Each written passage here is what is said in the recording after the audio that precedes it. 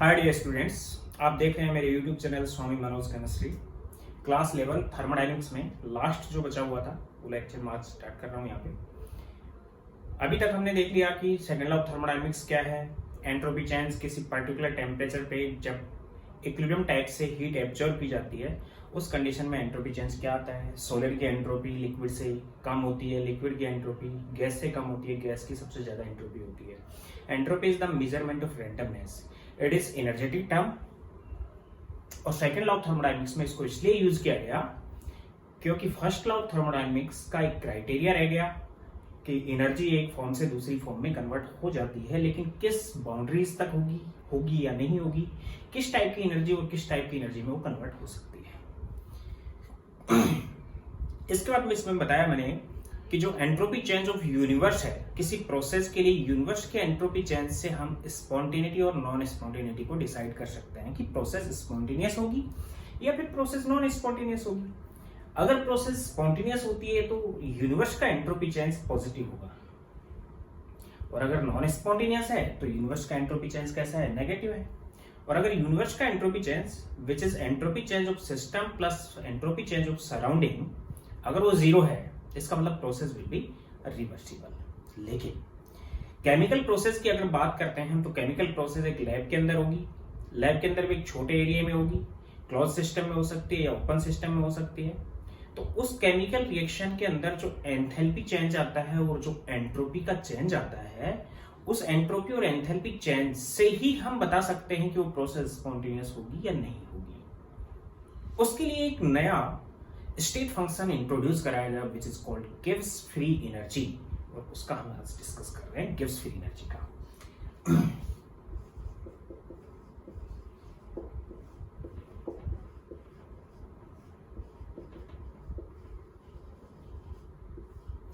Gives free energy denoted by ji.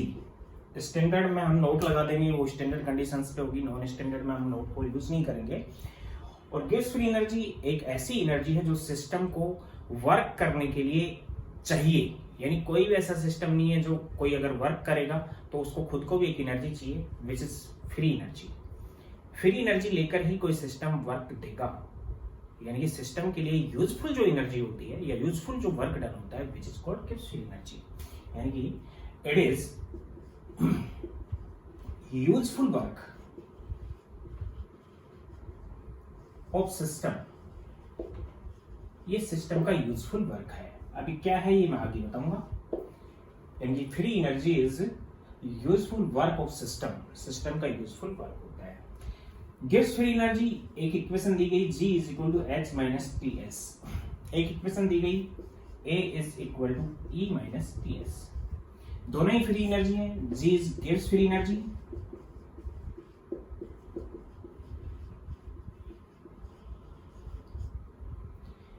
H is enthalpy है।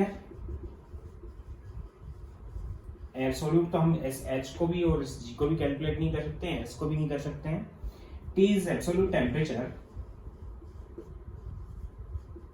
in Kelvin and S is entropy of the system या entropy. यहां पे अगर देखें तो A is Helmholtz free energy,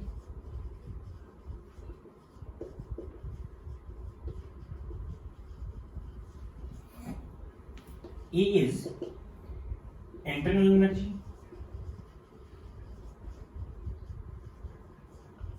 T is absolute temperature and S is entropy। यानी कि कोई भी जो फ्री एनर्जी होती है किसी सिस्टम की, वो उसकी एंथैल्पी टेम्परेचर उस एंट्रोपी पे डिपेंड करती है, या फिर इंटरनल एनर्जी टेम्परेचर और एंट्रोपी पे डिपेंड करती है। इसको ज्यादा इंपॉर्टेंस नहीं मिली। क्यों नहीं मिली? क्योंकि इसमें एक टर्म आ रही है विच इज इंटरनल एनर्जी, और इंटरनल एनर्जी सभी एनर्जीज का सम होती है। एब्सोल्यूटली हम इसको कैलकुलेट नहीं कर सकते, लेकिन प्रैक्टिकली जब इसके चेंज को हम कैलकुलेट करते हैं तो वो भी अप्रोक्स वैल्यूज आती हैं, उससे एग्जैक्ट वैल्यू नहीं आती है। एंथैल्पी की वैल्यू हम एग्जैक्ट यूज कर सकते हैं, वो भी एंथैल्पी चेंज की। इसलिए इसको ज्यादा इंपॉर्टेंस नहीं दी गई, ज्यादा इंपॉर्टेंस दी गई इसको, गिव्स फ्री एनर्जी को। एक्चुअली में फ्री एनर्जी होती क्या है, अब हम उसका डिस्कस करते हैं।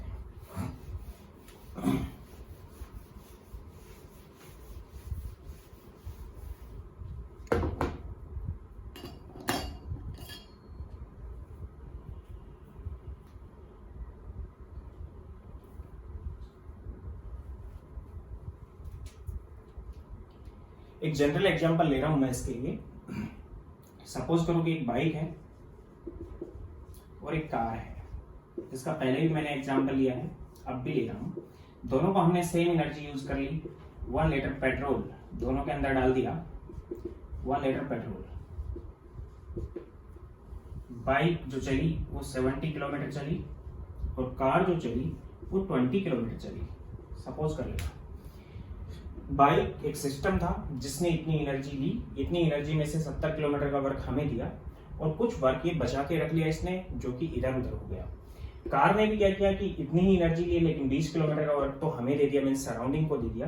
कार एक सिस्टम था और कुछ वर्क इसने अपने अंदर बचा के रख लिया। कहने का मतलब ये है कि बाइक और कार में अगर फ्रिक्शन वगैरह नहीं होता और कोई एनर्जी ये सिस्टम यूज नहीं करता और 100% उस एनर्जी को अगर वर्क डन हमें देता, तो उस कंडीशन में 1 लीटर पेट्रोल से ये 100 किलोमीटर चलती। सपोज कर लो हमने इसको इतनी एनर्जी दी थी कि उस एनर्जी में अगर ये अपनी एनर्जी, उस एनर्जी में से कोई भी एनर्जी के पार्ट को यूज नहीं करती तो ये 100 किलोमीटर चलती। उसी टाइप से ये भी 100 किलोमीटर चलती।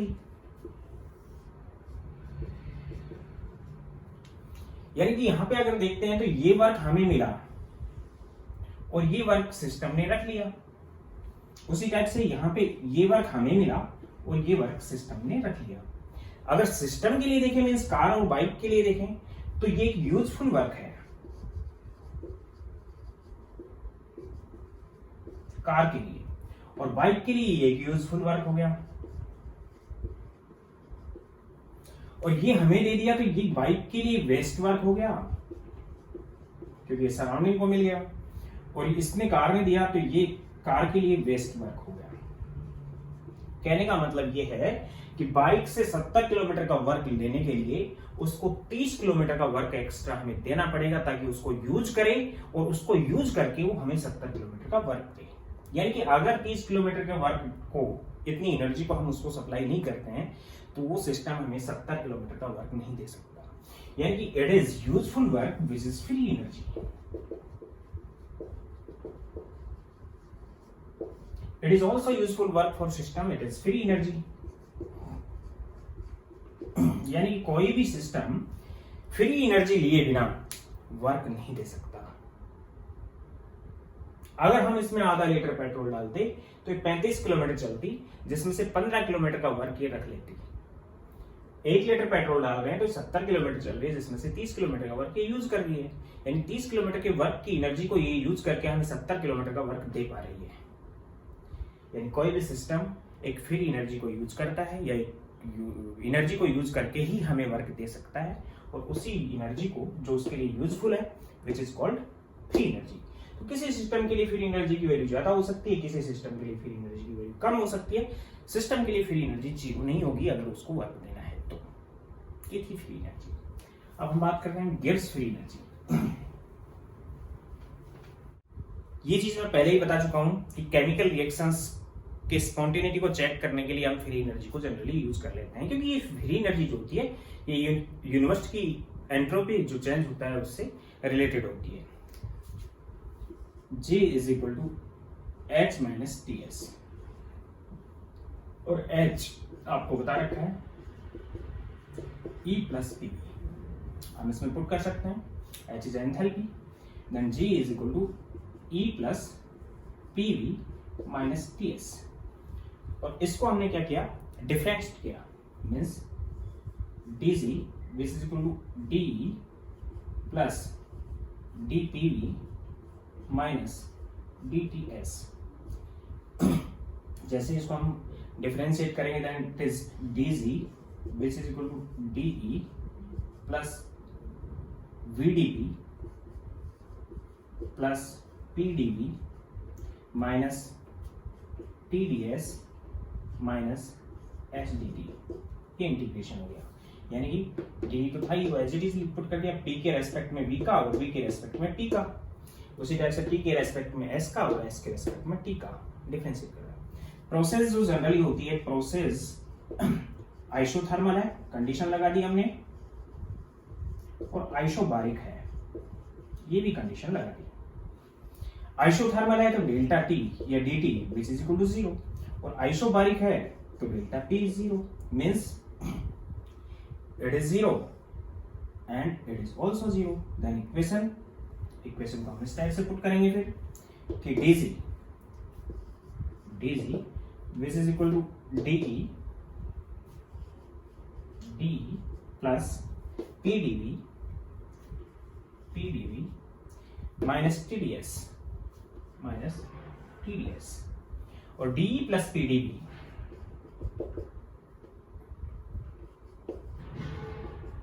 which is equal to DH enthalpy change.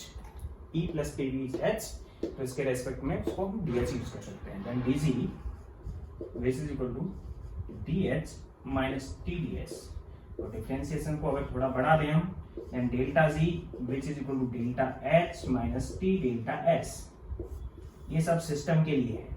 Delta Z system which is equal to delta H system chemical reactions के लिए minus T delta S system, और इसको हम बोलते हैं गिब्स हेल्महोल्ट्ज इक्वेशन।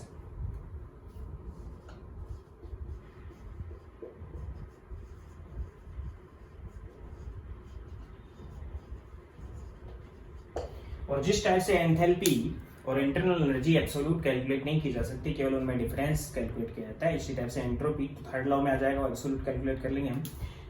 उसी टाइप से गिब्स फ्री एनर्जी को भी हम चेंज को कैलकुलेट करते हैं। तो एक्चुअल में गिब्स फ्री एनर्जी का मतलब है कि गिब्स फ्री एनर्जी चेंज, यानी कि ये इक्वेशन हम जनरली यूज करते हैं। अब इस इक्वेशन पे हम कंडीशन लगाते हैं, relation between delta G of system and delta S of universe या फिर टोटल, इनके बीच में क्या रिलेशन है, जिससे हम स्पॉन्टेनिटी को एक्सप्लेन कर पाएंगे। Delta G of system, we know that delta S of total means universe which is equal to delta S of system plus delta S of surrounding. ये चीज मैं पिछले लेक्चर में आपको बता चुका हूँ कि टोटल या यूनिवर्स का जो एंट्रोपी चेंज होता है वो सिस्टम के एंट्रोपी चेंज और सराउंडिंग के एंट्रोपी चेंज के सम के इक्वल होता है। ठीक है, suppose that QP means heat at constant pressure,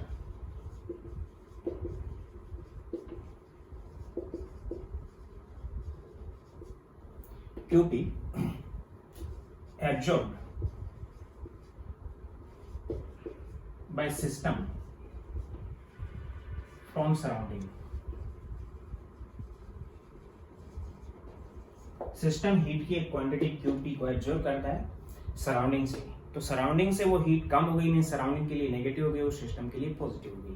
तो क्या पुट कर सकते हैं हम कि delta S of surrounding according second law of thermodynamics which is equal to minus of QP divide by T, एक कांस्टेंट टेम्परेचर T पे उसको एब्जॉर्ब किया। अब इतनी हीट एब्जॉर्ब की किसने, सिस्टम ने, तो सिस्टम के लिए यही हीट एंथैल्पी चेंज हो गई, तो एंथैल्पी चेंज सिस्टम का नेगेटिव अगर देते हैं तो सराउंडिंग के लिए हो जाएगा which is also equal to minus of delta H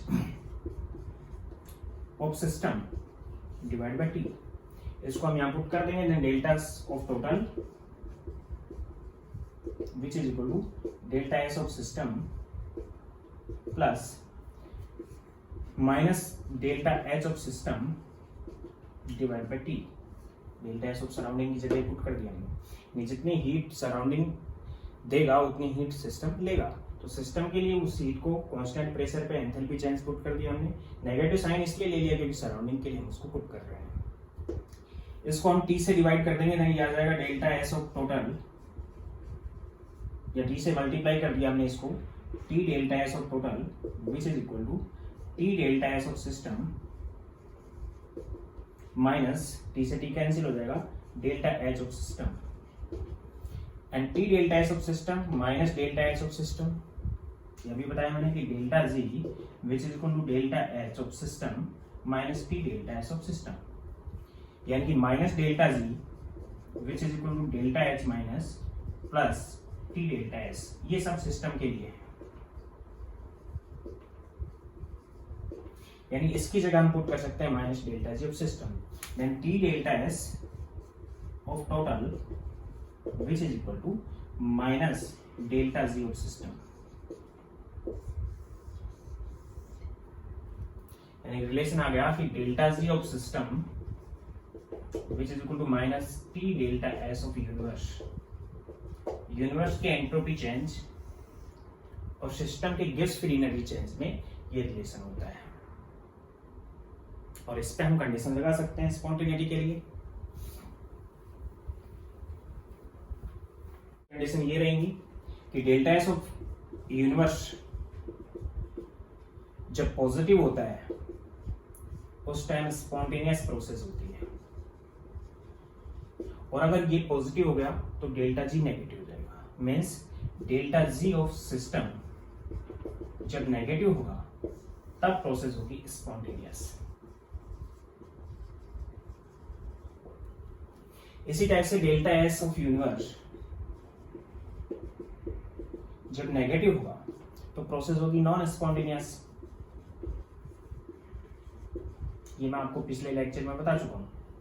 तो अगर ये नेगेटिव होगा तो negative negative delta S G positive आ जाएगा। डेल्टा जी ऑफ सिस्टम जब पॉजिटिव होगा तब प्रोसेस हो जाएगी वो नॉन स्पॉन्टेनियस होगी। क्राइटेरिया है, केमिकल रिएक्शंस के लिए अप्लाई कर सकते हैं हम इसको। And delta S of universe जब जीरो होता है तो प्रोसेस इक्विलिब्रियम पे होती है और रिवर्सिबल होती है।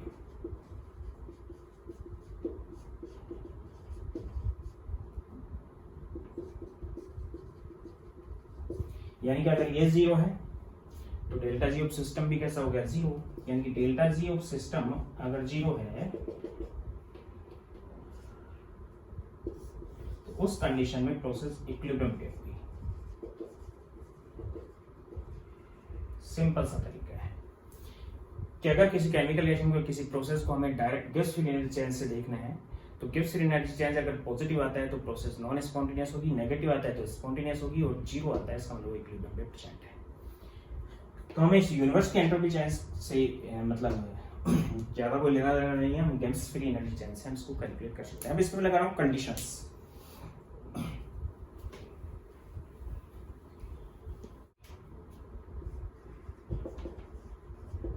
Criteria of spontaneity.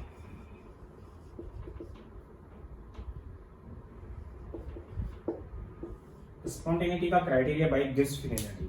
इससे पहले मैंने यूनिवर्स के एंट्रोपी चेंज से बता दिया आपको Gibbs free energy. We know that delta G which is equal to delta H minus T delta S. Equation है आपके पास।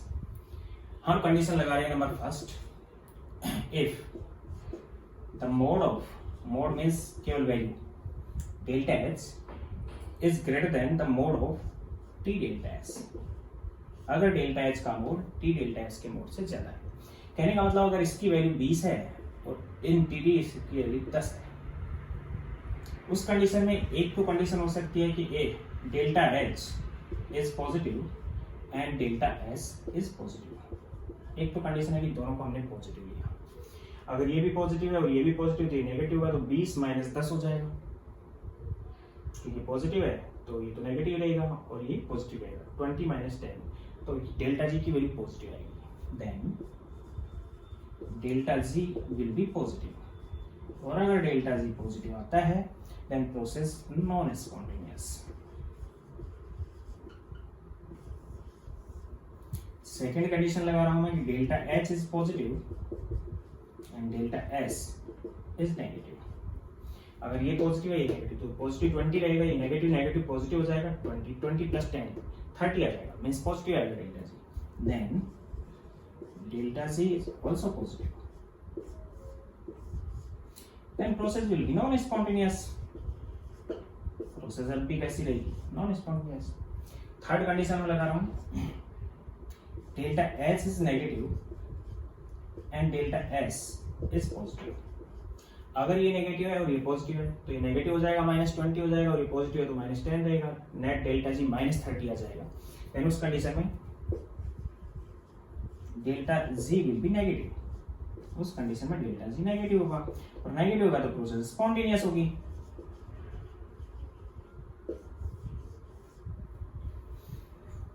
और फोर्थ कंडीशन लगा रहा हूं इसी कंडीशन में कि delta H is negative and delta S is also negative. दोनों ही नेगेटिव है। उस कंडीशन में जो डेल्टा जी आएगा वो नेगेटिव आ जाएगा। क्यों आएगा? क्योंकि -20 है और माइनस माइनस प्लस 10 है, तो -20 + 10 दिस इज इक्वल टू -10। तो डेल्टा जी नेगेटिव आ गया, then process will be spontaneous. तो दो ऐसी कंडीशन बनती है इसमें जिसमें प्रोसेस स्पॉन्टेनियस हो सकती है, और दो ही ऐसी कंडीशन बन सकती हैं जिसमें प्रोसेस नॉन स्पॉन्टेनियस हो सकती है। अब नेक्स्ट सेकंड में कंडीशन लगा रहा हूं मैं यहीं पे कि mode of delta H is less then mode of T delta S.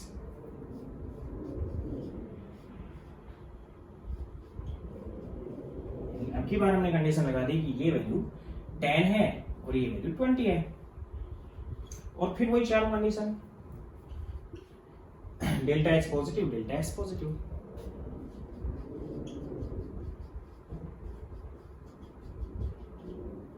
यानी दोनों ही वैल्यू पॉजिटिव है। तो ये वैल्यू पॉजिटिव है, 10 वैल्यू है, ये पॉजिटिव, और थी वैल्यू तो नेगेटिव रहेगी, -20 है। डेल्टा जी कैसा हो गया? नेगेटिव हो गया। Then delta G is negative, and negative है तो process will be spontaneous. Process spontaneous हो जाएगी। सेकेंड कंडीशन ले रहा हूं कि delta H is positive and delta S is negative. ये पॉजिटिव है, ये नेगेटिव नेगेटिव पॉजिटिव हो जाएगी, तो नेट जो वैल्यू आएगी डेल्टा जी पॉजिटिव आ जाएगी। Then delta G is positive, और अगर डेल्टा जी पॉजिटिव आता है then process will be non spontaneous.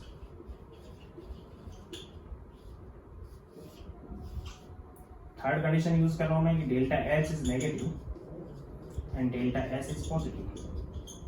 वही कंडीशन यूज किया है। तो ये नेगेटिव है, ये पॉजिटिव है, ये भी नेगेटिव रहेगा, ये भी नेगेटिव रहेगा, देन डेल्टा जी नेगेटिव आएगा।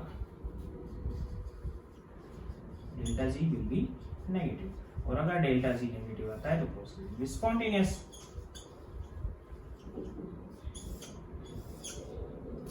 फोर्थ कंडीशन डी कि अगर दोनों ही नेगेटिव है, delta H is negative and delta S is negative, दोनों ही नेगेटिव है, तो उस कंडीशन में नेगेटिव था, ये नेगेटिव नेगेटिव पॉजिटिव हो जाएगा, तो डेल्टा जी रिजल्टेंट जो आएगा वो पॉजिटिव आएगा। Then delta G is positive, और अगर डेल्टा जी पॉजिटिव आता है तो प्रोसेस भी नॉन स्पॉन्टेनियस। यानी यहाँ पे भी दो कंडीशन बन गई कि दो कंडीशन में स्पॉन्टेनियस हो सकती है और दो कंडीशन में नॉन स्पॉन्टेनियस हो सकती है। अब थर्ड कंडीशन हम यूज कर रहे हैं यहाँ पे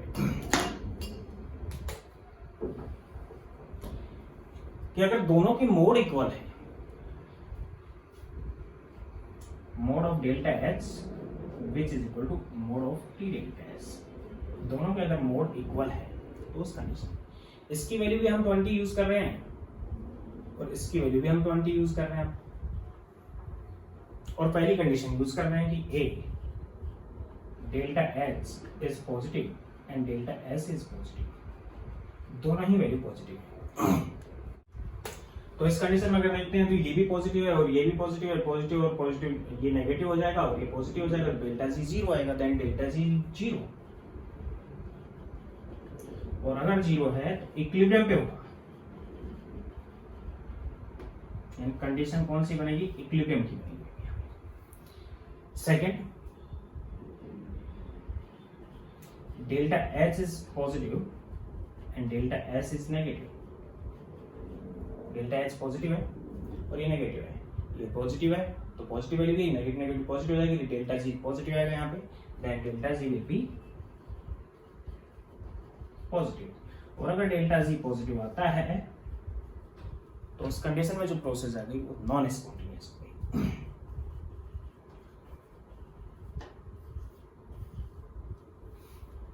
थर्ड कंडीशन है कि delta H which is negative and delta S is positive, ये नेगेटिव है और ये पॉजिटिव है, एस है वो पॉजिटिव है तो ये नेगेटिव हो गया, ये भी नेगेटिव हो गया, तो रिजल्टेंट डेल्टा जी नेगेटिव होगा, then delta G is negative, और अगर डेल्टा जी नेगेटिव है तो प्रोसेस स्पॉन्टेनियस होगी, process will be spontaneous. Fourth condition है कि अगर डेल्टा एच भी नेगेटिव है और डेल्टा एस भी नेगेटिव है, दोनों ही नेगेटिव है, तो ये नेगेटिव है तो -20 होगा, ये नेगेटिव नेगेटिव पॉजिटिव होगा और +20 होगा, डेल्टा जी 0 हो जाएगा, then delta G will be 0, और अगर डेल्टा जी 0 है and process present at equilibrium. तो यहाँ पे दो कंडीशन ऐसी बनेगी जिनमें इक्विलिब्रियम बनेगा। एक कंडीशन ऐसी होगी जिसमें स्पॉन्टेनियस हो सकता है, एक कंडीशन ऐसी होगी जिसमें नॉन स्पॉन्टेनियस हो सकता है। तो यहाँ पे अगर हम देखें तो डेल्टा एच पॉजिटिव था, पॉजिटिव, दोनों पॉजिटिव थे, यहाँ पे भी दोनों पॉजिटिव थे, यहाँ पे भी दोनों पॉजिटिव थे। तो एक बार तो ऐसा हो सकता है कि नॉन स्पॉन्टेनियस हो सकता है, एक बार ऐसा हो सकता है कि स्पॉन्टेनियस हो सकता है, एक बार ऐसा हो सकता है कि इक्विलिब्रियम होगा। लेकिन अगर ये पॉजिटिव है और ये नेगेटिव है, अगर डेल्टा एच पॉजिटिव है और डेल्टा एच नेगेटिव है तो प्रोसेस नॉन स्पॉन्टेनियस होगी। डेल्टा एच पॉजिटिव है, डेल्टा एच नेगेटिव तो प्रोसेस नॉन स्पॉन्टेनियस होगी। डेल्टा एच पॉजिटिव है, डेल्टा एच नेगेटिव तो प्रोसेस नॉन स्पॉन्टेनियस होगी। मींस ऑलवेज नॉन स्पॉन्टेनिटी की कंडीशन बनती है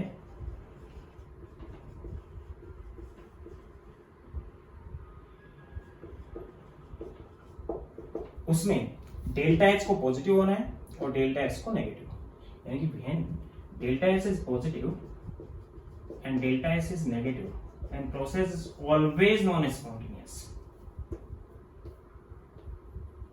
तीसरी कंडीशन, ये नेगेटिव है ये पॉजिटिव है तो प्रोसेस स्पॉन्टेनियस, ये नेगेटिव है ये पॉजिटिव है तो प्रोसेस स्पॉन्टेनियस, ये नेगेटिव है ये पॉजिटिव है तो प्रोसेस नॉन स्पॉन्टेनियस, यानी कि ऑलवेज स्पॉन्टेनिटी की प्रोसेस बनती है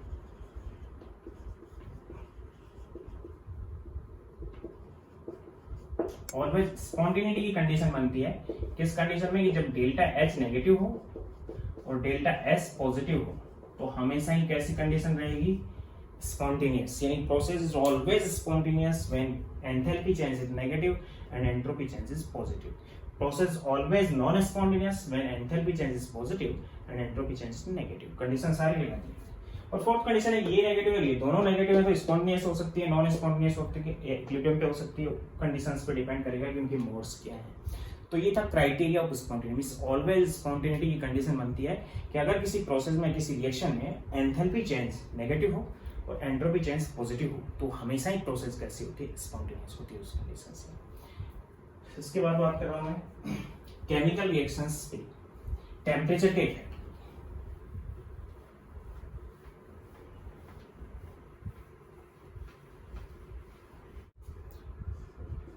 Effect of temperature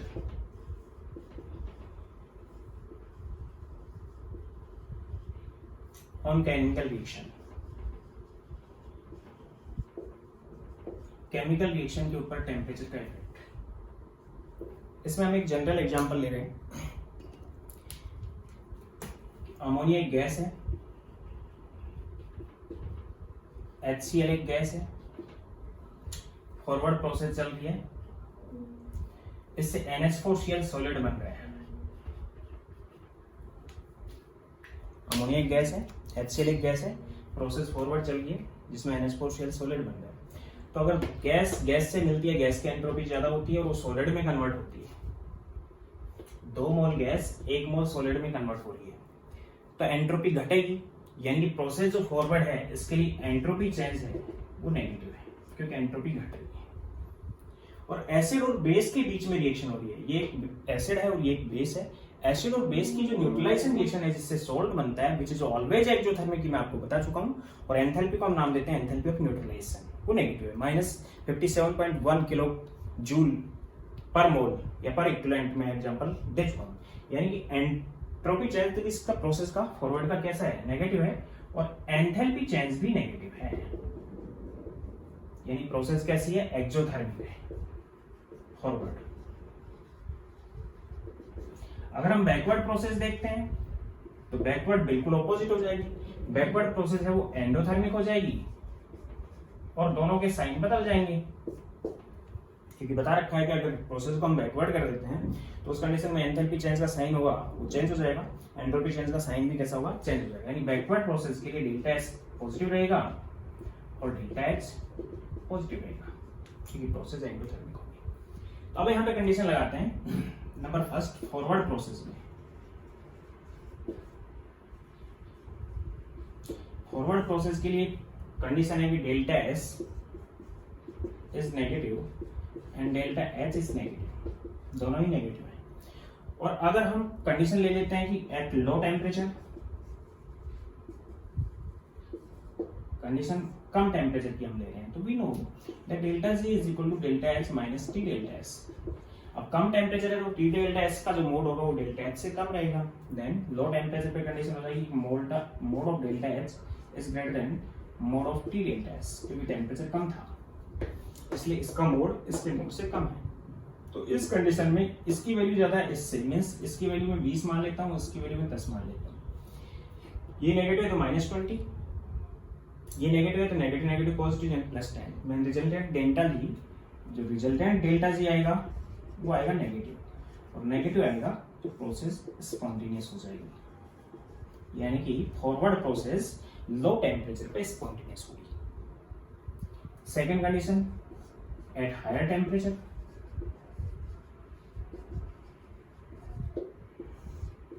higher temperature की अगर कंडीशन लेते हैं तो उस कंडीशन में टी डेल्टा एच का मोड हम डेल्टा एच से ज्यादा ले सकते हैं, then delta H is less than T delta H. Temperature बढ़ा दिया तो इसका मोड इससे ज्यादा हो गया। तो उस कंडीशन में इसकी वैल्यू में 20 यूज कर रहा हूँ और इसकी वैल्यू में 10 यूज कर रहा हूँ। साइन वही है कि ये नेगेटिव है, ये नेगेटिव है, तो ये भी नेगेटिव है -10, और ये नेगेटिव नेगेटिव पॉजिटिव हो गया, then it is +20, then delta G will be positive.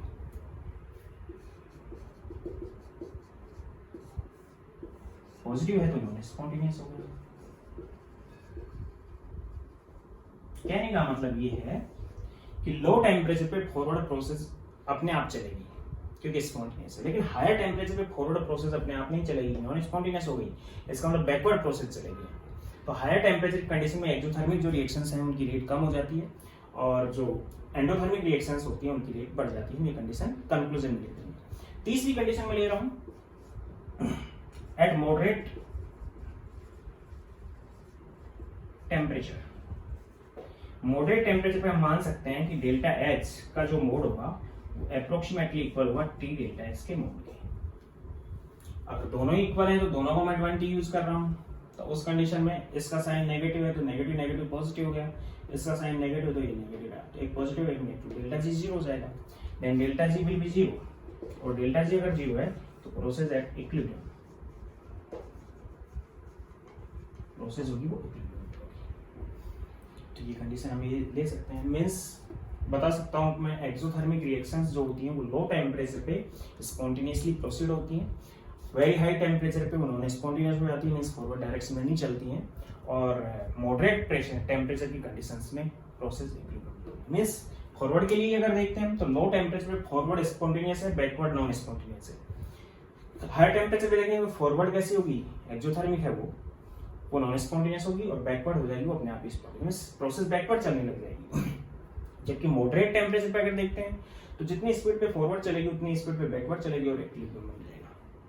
ये थी फॉरवर्ड कंडीशंस के लिए। अगर हम बैकवर्ड की बात करें तो साइन ऑपोजिट हो जाते हैं सारे,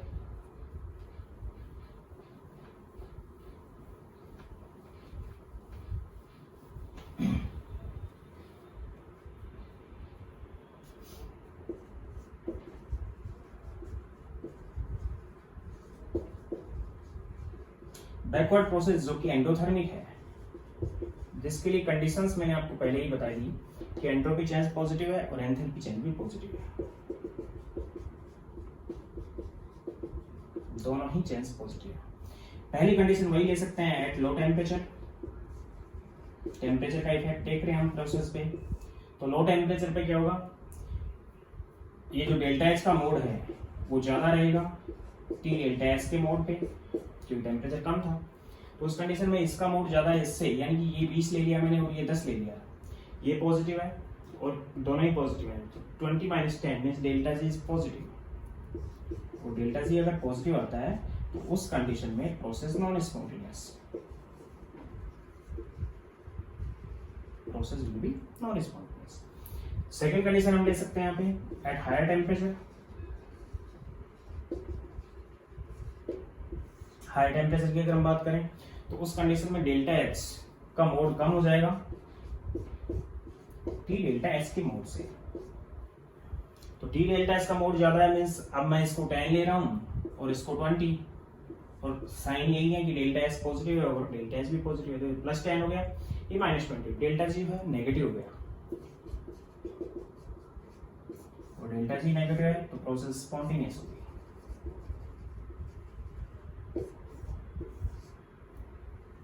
यानी कि एंडोथर्मिक जो प्रोसेस होती है लो टेम्परेचर पे नॉन स्पॉन्टेनियस होती है और हायर टेम्परेचर पे स्पॉन्टेनियस हो जाती है, बैकवर्ड हो जाएगी हाई टेम्परेचर। और तीसरी कंडीशन है एट मॉडरेट टेम्परेचर। अगर हम कंडीशन मॉडरेट की ले रहे हैं तो उस कंडीशन में दोनों के मोड को मैं इक्वल यूज कर सकता हूँ, mod of delta H which is equal to mod of T delta H. दोनों का मोड इक्वल है, दोनों की वैल्यूज इक्वल है, 20 यूज कर रहा हूँ मैं। तो 20 ये पॉजिटिव है, ये पॉजिटिव है, तो बीच यहाँ प्लस के हो गए, बीच यहाँ माइनस के हो गए, डेल्टा जी 0 हो गया। और अगर डेल्टा जी 0 हो गया तो प्रोसेस एट इक्विलिब्रियम। कहने का मतलब ये है कि एंडोथर्मिक प्रोसेस लो टेम्परेचर पे नॉन स्पॉन्टेनियस होती है, हायर टेम्परेचर पे स्पॉन्टेनियस होती है, और इक्विलिब्रियम मॉडरेट कंडीशंस में अगर डेल्टा एस और डेल्टा जी के साइन ये है, डेल्टा एच के साइन ये है। यानी कंक्लूजन में इसका लिख सकता हूं कि जो एंडोथर्मिक रिएक्शंस होती हैं वो हायर टेम्परेचर पे स्पॉन्टेनियस होती हैं, और जो एक्सोथर्मिक रिएक्शंस होती हैं वो लो टेम्परेचर पे स्पॉन्टेनियस होती हैं।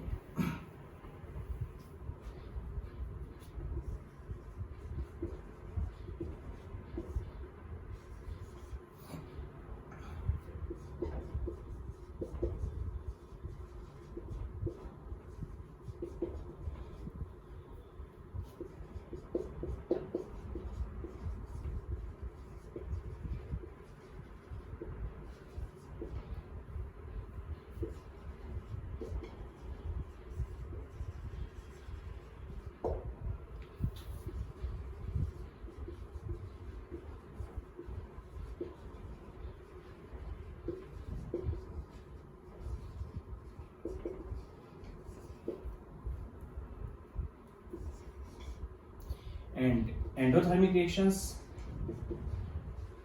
बिल्कुल उल्टी हो जाएंगी।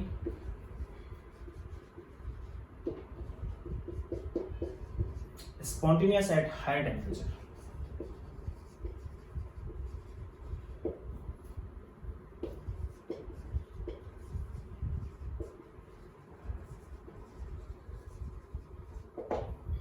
एंड नॉन स्पॉन्टेनियस एट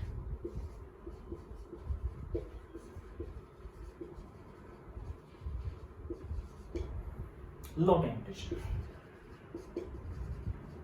कहने का मतलब ये है कि अगर कोई एक्सोथर्मिक रिएक्शन है तो वो लो टेम्परेचर पे ज्यादा यील्ड देगी हमें प्रोडक्ट की, और अगर कोई एंडोथर्मिक रिएक्शन है तो वो हायर टेम्परेचर पे हमें प्रोडक्ट की ज्यादा यील्ड देगी। ये टेम्परेचर का इफेक्ट है किसी केमिकल रिएक्शंस पे। अब हम बात करते हैं किसी रिएक्शन के लिए गिब्स एनर्जी चेंज को हम कैसे कैलकुलेट करते हैं।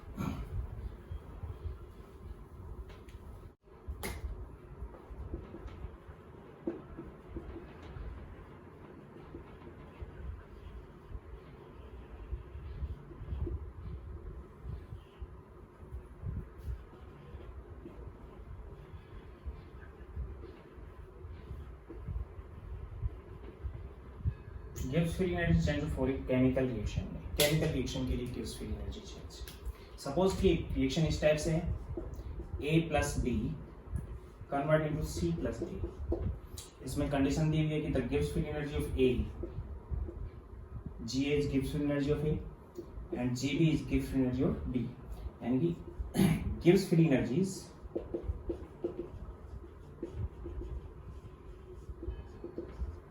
of A and B means reactants, and Gibbs free energy of C, Gibbs free energy of D.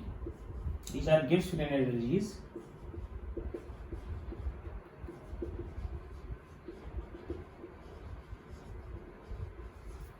C and D product. और इस रिएक्शन के लिए एंथैल्पी चेंज है वो आपको गिवन है, कोई भी -x है +x है या जो भी वैल्यू दी हुई है, एंथैल्पी चेंज डेल्टा एच है।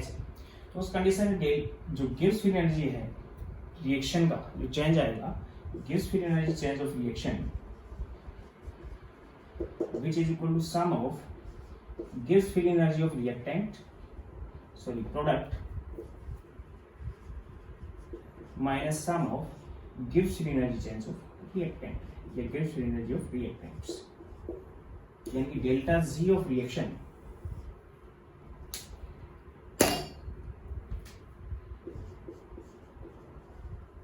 रिएक्शन का जो डेल्टा जी होगा हो जाएगा यहाँ पे G C plus G D minus G A plus G B, और इसका रिएक्शन होगा यहाँ पे रिएक्शन है डेल्टा एच, इसके साथ रिएक्शन का रिलेशन होगा यानी डेल्टा जी जो गिव्स फ्री चेंज है रिएक्शन का which is equal to delta H जो रिएक्शन का है, यहाँ पे भी रिएक्शन का है, minus temperature into delta S of reaction का एंट्रोपी चेंज के साथ रिएक्शन, इस टाइप का रिलेशन होगा। अब हम बात कर रहे हैं स्टैंडर्ड गिव्स फ्री एनर्जी चेंज की।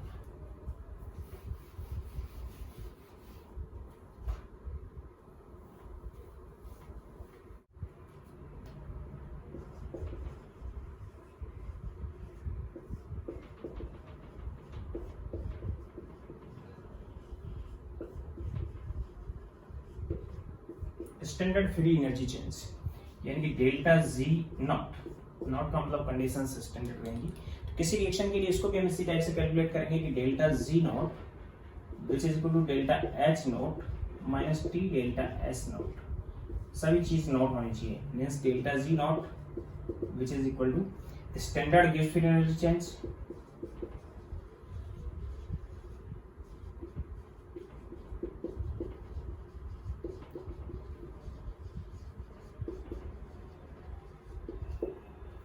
And delta H not which is equal to किसी भी प्रोसेस के लिए standard enthalpy change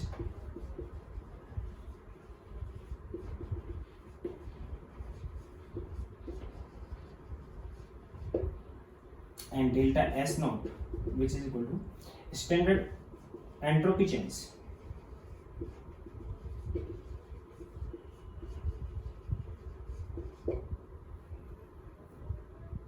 And T is absolute temperature.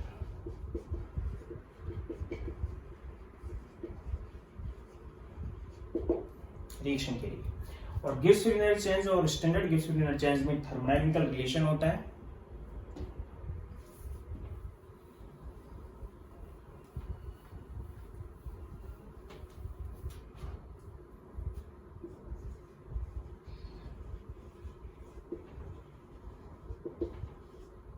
thermodynamical relation between delta Z and delta Z naught gives free energy and gives free energy standard. Delta Z which is equal to delta Z naught plus RT ln Q, एक relation है किस किस के बीच में, gives free energy और standard गिव्स free energy में थर्मोडायनामिकल relation है।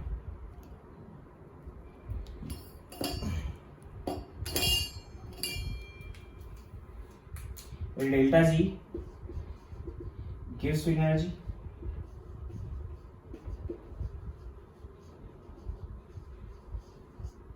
डेल्टा जी नॉट स्टैंडर्ड गिव्स फ्री एनर्जी, चेंज से ही मतलब है इनका, डेल्टा जी का मतलब हम एब्सोल्यूट तो कैलकुलेट नहीं कर पा रहे हैं, हम चेंज की ही बात कर रहे हैं, तो गिव्स फ्री एनर्जी चेंज लिख सकते हैं हम, और नहीं भी लिखें इसका मतलब चेंज समझ लेना है इसको, एंड इट इज स्टैंडर्ड गिव्स free energy change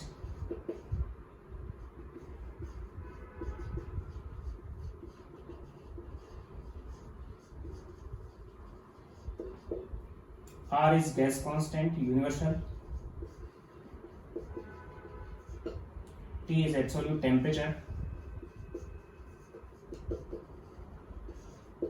and Ln जिसका log है, जिसका बेस E है, and Q is reaction quotient.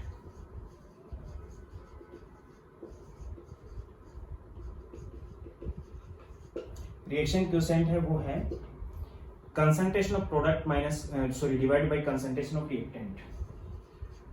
ये इक्विलिब्रियम में आ जाएगा नेक्स्ट चैप्टर में। कंसंट्रेशन का मतलब यहाँ एक्टिव मास से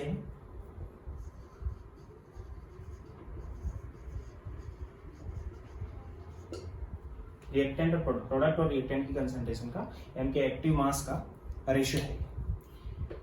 अगर कंडीशन हम इक्विलिब्रियम की लेते हैं, एट इक्विलिब्रियम पे कंडीशन बदल जाती है, delta G will B zero, अभी बता चुका हूं मैं आपको, गिव्स फ्री एनर्जी चेंज जो इक्विलिब्रियम पे होता है वो जीरो होता है, एंड क्यू जो रिएक्शन क्वोशिएंट है वो के विच इज इक्विलिब्रियम कांस्टेंट के इक्वल होगा।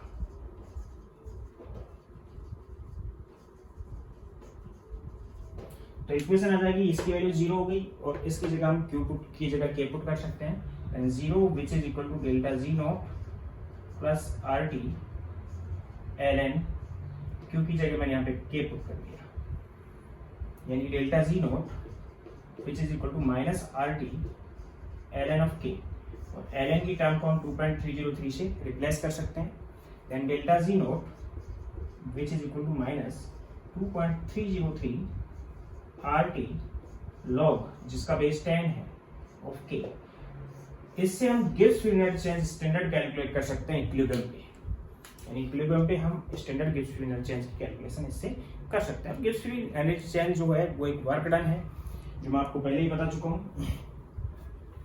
अगर हम एक ग्राफ प्लॉट करें किसी रिएक्शन के लिए जिसके बीच में कहीं इक्विलिब्रियम बन रहा हो गिब्स फ्री एनर्जी के साथ, सपोज करो कि A converting to B and B also converting to A, तो दोनों की गिब्स फ्री एनर्जी के साथ हम रिएक्शन और कंपोजिशन के बीच में ग्राफ प्लॉट करें,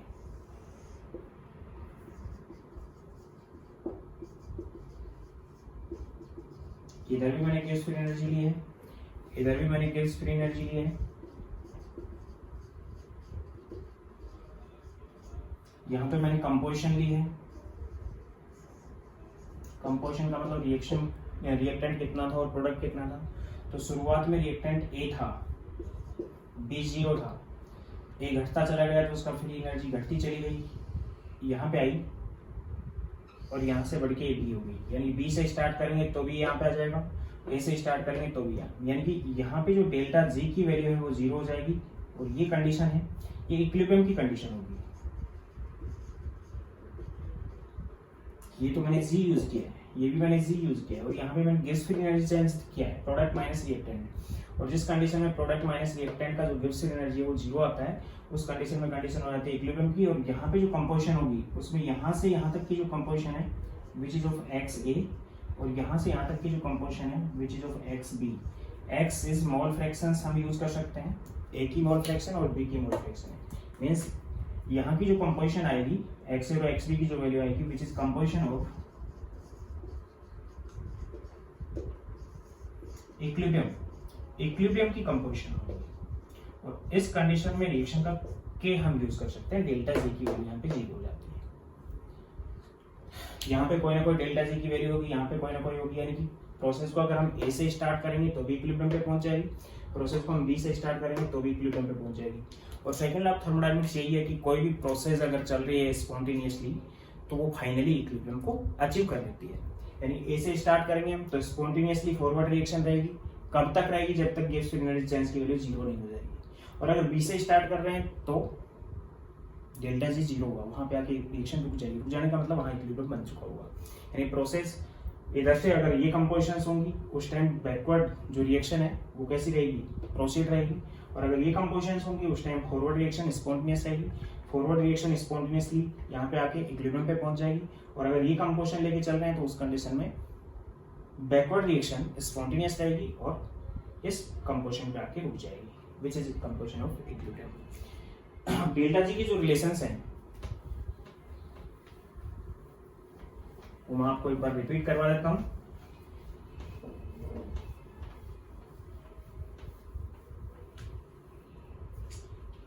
relations of delta G,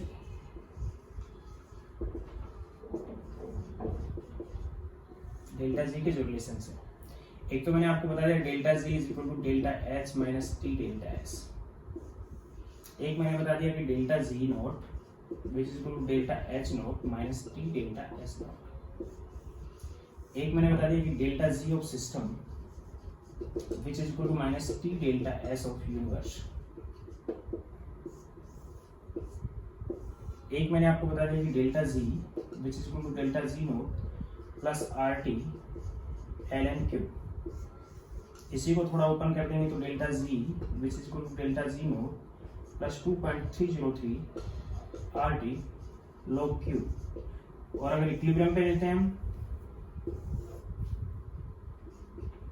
eight equilibrium, equilibrium की कंडीशन में डेल्टा जी 0 होता है और delta G not minus R T ln k के इक्वल होता है। यहाँ पे k इक्विलिब्रियम कांस्टेंट है, या फिर इसी को ओपन कर दें तो delta G not which is equal to minus 2.3303 RT log of k के इक्वल होगा। और अगर इलेक्ट्रिक वर्क डन की बात करते हैं हम,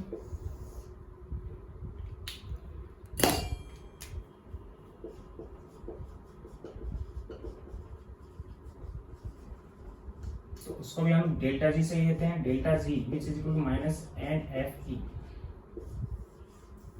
delta G gives free energy change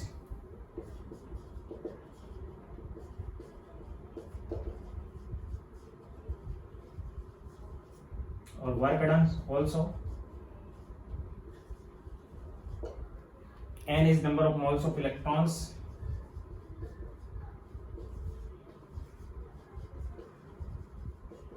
in net cell reaction, जो सेल होता है उसके अंदर की रिएक्शंस की बात हो रही है। F is Faraday's constant,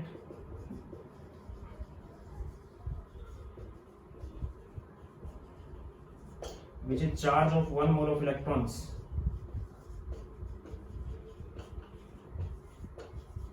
एक मोल इलेक्ट्रॉन्स का चार्ज है, and E is EMF of the cell, electromotive force of cell. ये रिलेशंस थे। इसी टाइप से जो वर्क डन है, यूजफुल वर्क डन, वो भी गिव्स फ्री एनर्जी चेंज से रिलेटेड होता है। Delta G which is equal to minus W useful, और यूजफुल जो वर्क होगा वो सिस्टम का वर्क रहेगा, सिस्टम कितना वर्क यूज कर रहा है वो गिव्स फ्री एनर्जी चेंज के उसके इक्वल होगा, लेकिन साइन नेगेटिव रहेगा। यानी कि वर्क डन अगर पॉजिटिव है तो डेल्टा जी नेगेटिव होगा, और वर्क डन अगर नेगेटिव है तो डेल्टा जी पॉजिटिव होगा। इसके बाद हम बात करेंगे थर्मोडायनेमिक्स के थर्ड लॉ और numericals on the basis of गिव्स free energy as well as entropy change. Thank you, समझ आ गया होगा।